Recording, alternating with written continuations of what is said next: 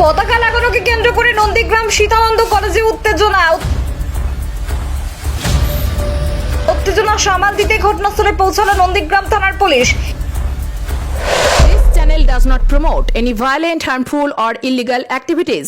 All content provided by this channel is meant for an educational purpose only. পতাকা লাগানোকে কেন্দ্র করে নন্দীগ্রাম সীতানন্দ কলেজে উত্তেজনা সামাল দিতে ঘটনাস্থলে পৌঁছালো নন্দীগ্রাম থানার পুলিশ। এবিভিপির অভিযোগ, সীতানন্দ কলেজের ক্যাম্পাসে শুধুমাত্র তৃণমূল কংগ্রেসের পতাকা ছিল, তাই এবিভিপির ছাত্ররা পতাকা লাগিয়েছিল। টিএমসিপির কর্মীরা সেই পতাকা জোর করে খুলে দেয়। বাধা দিতে গেলে এবিভিপির ছেলেদের মারধর করার অভিযোগ। আমরা সকাল 11টা নাগাদ প্রায় আমাদের এবিভিপির পতাকা কলেজ ক্যাম্পাসের ভেতরে লাগাই, কিন্তু তৃণমূলের কিছু দুষ্কৃতিবাহীরা পুলিশ প্রশাসন এবং প্রিন্সিপালের উদ্যোগে নিয়ে তারা আমাদের এবিভিপির পতাকা খোলে, তার জন্য আমরা অবস্থান বিক্ষোভ করেছি। আমার নাম সুজন মিয়া, এবিভিপি নন্দীগ্রাম সীতানন্দ কলেজ কমিটির সহসভাপতি। অপরদিকে সম্পূর্ণ অভিযোগ অস্বীকার করেছে টিএমসিপির। দাবি করছেন বাইরে থেকে লোক এনে এবিভিপির নাম করে কলেজে বিজেপি গন্ডগোল পাকিয়েছে। সম্পূর্ণ কথা ভিত্তিহীন কথা, কেউ কারোর পতাকা খুলেনি। আর ওরা বিজেপি যারা এসছিল, এবিপি যারা এসছিল, ওরা হচ্ছে উগ্রপন্থী। এখন হচ্ছে আমাদের কলেজে অ্যাডমিশন পোর্টাল চলছে, সেই কারণে ওরা এইসব হিংস্র রাজনীতি চালানোর চেষ্টা করছে, যাতে সীতানন্দ কলেজে কোনো ছাত্রছাত্রী না ভর্তি হয়। ওদের মূল পথদর্শক হচ্ছে ছাত্রদের ভবিষ্যৎ নিয়ে খেলা। আপনার নাম? আমার নাম শেখ রফিক মোহাম্মদ ওরফে বুলেট, নন্দীগ্রাম সীতানন্দ কলেজ তৃণমূল ছাত্র পরিষদের একজন সদস্য। এই ঘটনাকে কেন্দ্র করে সারাদিন কলেজে উত্তেজনার পরিস্থিতি তৈরি হয়। ঘটনাস্থলের পরিস্থিতি নিয়ন্ত্রণে আনার জন্য পৌঁছায় নন্দীগ্রাম থানার পুলিশ। দফায় দফায় বিক্ষোভ দেখায় এবিভিপি, এমনকি কলেজ গেটের সামনে তারা অবস্থান বিক্ষোভে সামিল হয়।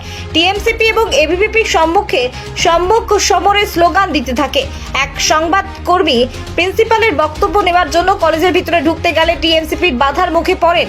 কলেজ থেকে তাকে রীতিমতো হেনস্থা করে এবং ফেলে দেওয়া হয় বলে এমনটাই অভিযোগ।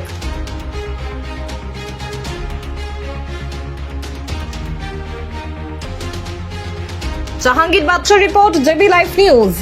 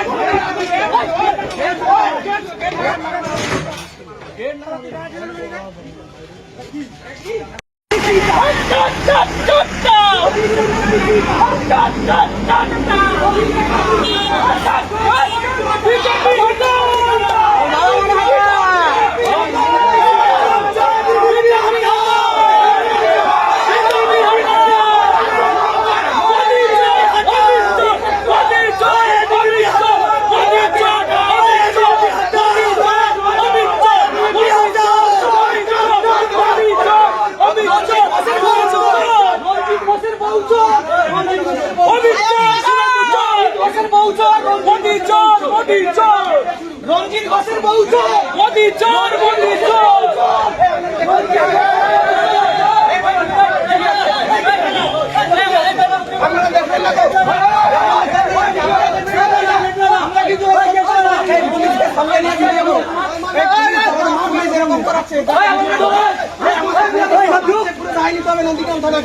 বলে দিচ্ছি, আমাদের ছেলে যদি কিছু হয় নন্দীগ্রাম থানাকে বাইরে চলে। আমরা বাইরে